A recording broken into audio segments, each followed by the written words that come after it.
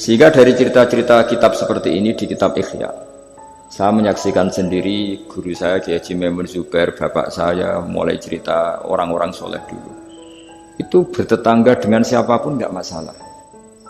Karena ada orang yang sedang fasik, sedang preman, sedang itu dibahasakan sedang. Sedang itu nggak ada jaminan kalau berakhir dengan seperti itu.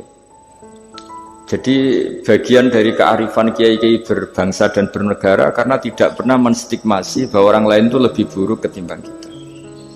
Sehingga ya kita nyaman saja. Nyaman berteman siapa saja karena kita tidak pernah punya perasaan lebih baik.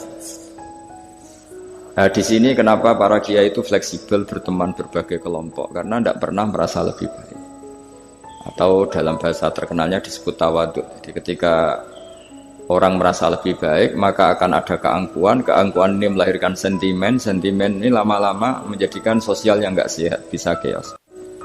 Nah dari pelajaran itu, akhirnya kita cara bernegara, kita cara bersosialisasi itu ya nyaman-nyaman saja.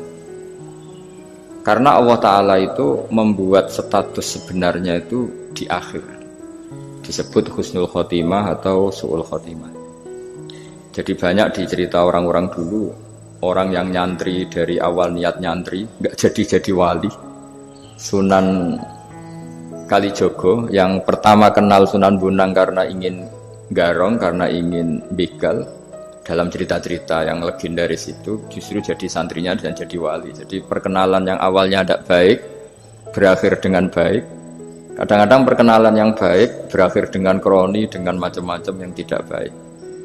Nah, dari sekian peristiwa itu akhirnya para ulama menyimpulkan bahwa hanya biyadihi al-amru, hanya Allah yang bisa mengendalikan semua urusan. Sampai-sampai Nabi misalnya kurang berkenan sama namanya Wahsy, karena Wahsy itu pembunuh Sayyid Hamzah, paman yang paling dicintai Rasulullah. Itu mangkelnya Nabi sebagai manusia itu ya mangkel betul. Tapi sama Allah justru Wahsy ini dikasih hidayah. Kemudian menjadi Islam dan Islamnya baik sekali. Dan dulu ada sahabat namanya Sa'labah, itu pecinta masjid, sering ibadah. Tapi karena mungkin saking overnya atau gimana, dia trauma jadi orang soleh, malah jadi orang nggak benar. Cerita-cerita seperti ini tuh memang nggak bisa digeneralisir, nggak bisa digeneralisir untuk curiga sama orang-orang soleh.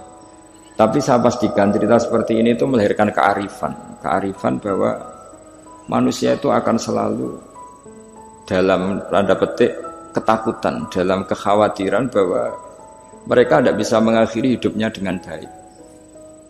Sehingga di sini melahirkan kearifan, dan dari kearifan itu kita bernegara itu akan baik, karena kita tidak mungkin menstigmasi kelompok lain itu sangat buruk atau sangat bahaya atau ancaman, karena kita sama-sama punya kearifan untuk berkawan bersosialisasi.